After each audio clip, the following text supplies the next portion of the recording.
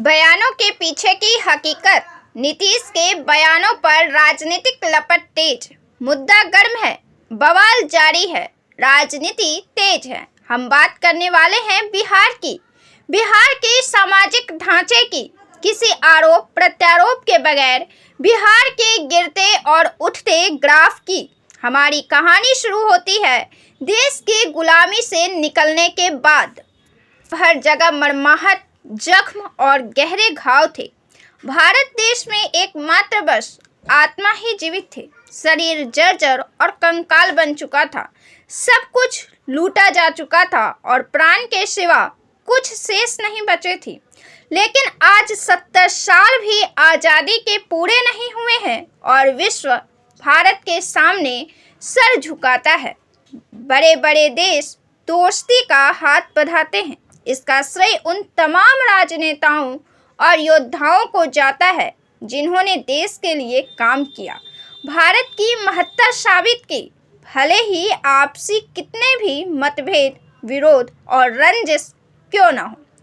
लाल बहादुर शास्त्री ने एक दिन देश की जनता को उपवास रखने का आह्वान किया।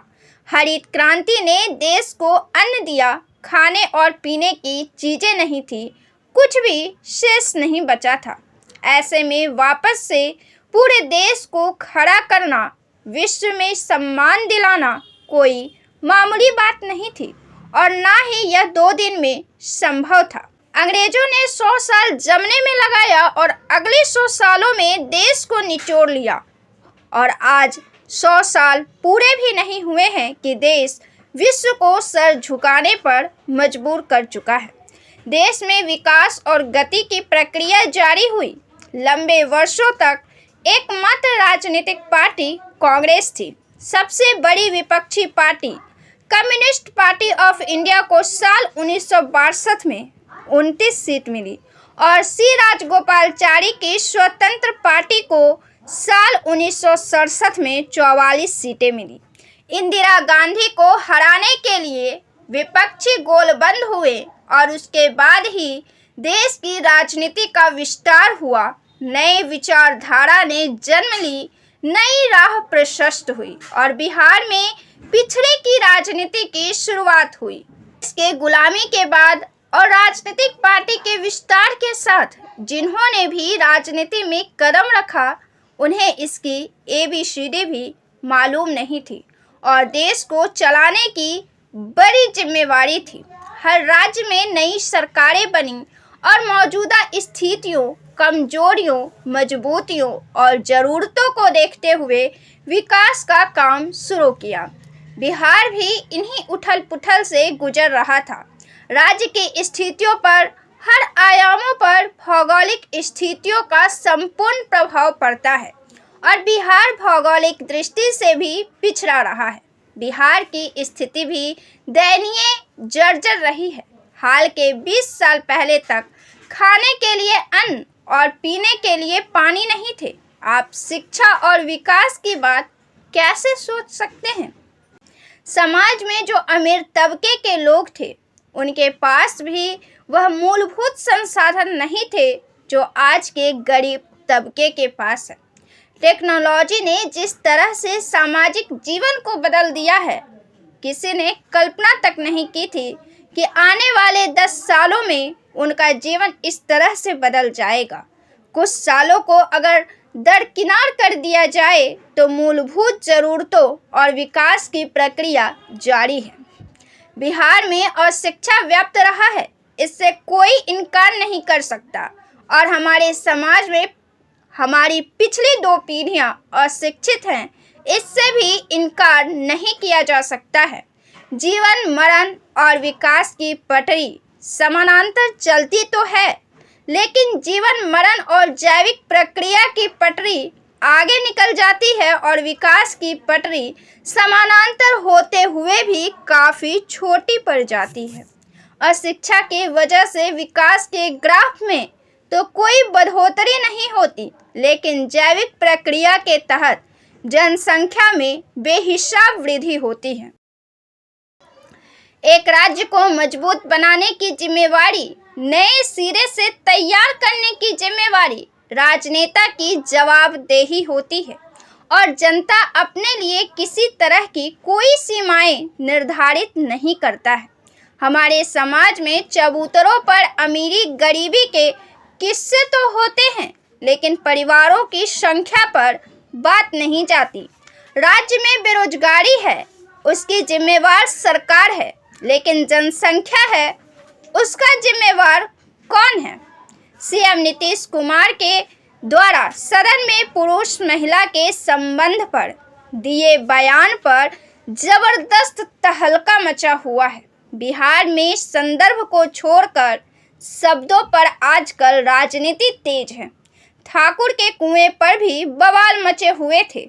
नीतीश कुमार ने जिस तरह से भाषा का प्रयोग किया, उसकी आलोचना आग की लपटों में लिपटी हुई है। सदन में नीतीश कुमार ने ऐसे भाषा का प्रयोग किया है जिसे राज्य के हर एक लोग समझ सकते हैं जो उन्हें वोट करते हैं, और नीतीश कुमार ने उस भाषा का प्रयोग किया है जिससे मौजूदा समय में जो बदलाव आए हैं उसे हर कोई समझ सके। जितनी तेजी से विकास का ग्राफ बढ़ा है उसे हर कोई महसूस कर सके। उन्हीं भाषा का उन्होंने प्रयोग किया है जो विस्तार में है, जिसे बड़ी आबादी समझ सकती है कि नीतीश कुमार ने क्या कहा है और क्या किया है। उन्होंने कहा है कि महिला की शिक्षा की वजह से ही जनसंख्या नियंत्रण संभव है, और यही हुआ है। नीतीश कुमार ने कहीं भी महिला को शर्मसार नहीं किया है, ना ही अपमानित करने का काम किया है, बल्कि समाज ने शिक्षा और जानकारी की वजह से जिस तेजी से करवट लिया है और सरकार की जिम्मेदारियों को आसान बनाने का काम किया है, इस खुशी से आह्लादित होकर उन्होंने अपनी पीढ़ी की भाषा में अपनी भावना और बातों को रखा है। अगर यही बात को अंग्रेजी में कहते तो मौजूदा पीढ़ी का एक बड़ा तबका इसे आज भी नहीं समझेगा। हिंदी में कहेंगे तो हमारी पहली पीढ़ियों की महिलाएं नहीं समझेंगी। जिस तरह से जनगणना होती है, उसी तरह अगर अशिक्षित महिलाओं को समझाने की बात कही जाए तो वे भी उन्हीं लहजों का प्रयोग करेंगे जिस लहजे में नीतीश कुमार ने कह दिया है। उनकी पीढ़ी जिस भाषा में समझेंगी कि किस वजह से यह बदलाव हुआ है और किस सरकार ने यह किया है, उन्होंने उसी भाषा का प्रयोग किया है। हालांकि उन्होंने प्रभाव को जाने बगैर अपनी पीढ़ी का नेतृत्व करते हुए अपनी भावना और सच्चाई और तथ्य की अभिव्यक्ति दे दी, जिस वजह से उन्होंने अब यह कहते हुए माफ़ी मांग ली कि उनका उद्देश्य किसी की भावना को ठेस पहुंचाना नहीं था। उन्होंने वही कहा जो एनसीईआरटी की किताबें सालों साल पहले से चीख चीख कर कहती आ रही है और जिसका प्रभाव नगण्य रहा है, और आज शिक्षा के प्रसार और टेक्नोलॉजी की वजह से संभव हो सका है और जागरूकता आ चुकी है। सोशल मीडिया की बात करें तो राजनीति तेज है। राजद, भाजपा और नीतीश कुमार को लेकर आपसी छींटाकशी जारी है, आरोप प्रत्यारोप जारी हैं। तो वहीं एक वर्ग वे भी हैं जो नीतीश कुमार की बातों से सहमत है। किसी ने लिखा है, अंग्रेजी में यह बात कही होती तो शरीफ था, सम्माननीय था, उसी बात को हिंदी में कहा तो क्या दिक्कत है। उन्होंने लोकल लैंग्वेज में समझा दिया तो क्या दिक्कत है। किसी ने लिखा है, देश की समृद्धि के लिए इसकी जानकारी आवश्यक है। एक ने लिखा है कि नीतीश बाबू सामाजिक और थोड़े पिछड़े वर्ग को समझते हैं, क्या नॉलेज होते हैं पिछड़े वर्ग में। तो किसी यूजर ने लिखा है, उनके बयानों को लेकर आलोचना नहीं बल्कि उनका स्वागत कीजिए कि उन्होंने इस सेक्स एजुकेशन जैसे संवेदनशील मुद्दे पर चर्चा करने का साहस किया है। तो किसी ने कहा है कि यह जीवन की सच्चाई है, जो लोग बोलने से कतराते हैं, जिसे उन्होंने सरल भाषा, जिसे बिहार में देहाती भाषा कहा जाता है, कहा है। यह वह सच्चाई है जो पूरे देश को प्रभावित करती है, और सच्चाई कड़वी ही क्यों ना हो, इनकार तो नहीं किया जा सकता है।